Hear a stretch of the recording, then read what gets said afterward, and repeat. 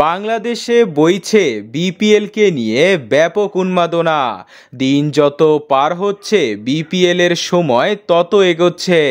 বর্তমান আপডেট অনুযায়ী জানা গিয়েছে অক্টোবরের শুরুর দিকে হতে পারে বিপিএলের ড্রাফট। এর আগে হয়তো জানা যাবে কোন কোন দলের মালিকানা কোন কোন কোম্পানি বা প্রতিষ্ঠান পাবে। তবে এবারের বিপিএলের আগে শোনা যাচ্ছে সিলেট স্ট্রাইকার্স অংশগ্রহণ করবে না, তবে তাদের মালিকানা নিতে আবেদন করেছে একাধিক বিদেশি মালিকানা প্রতিষ্ঠান। শোনা যাচ্ছিল লন্ডন প্রবাসী একজন সিলেটের মালিকানা নিতে চায়। এরপর শোনা যাচ্ছে লন্ডন ও আমেরিকা থেকে দুটি ভিন্ন প্রতিষ্ঠান সিলেটের মালিকানা নিতে আগ্রহ দেখাচ্ছে।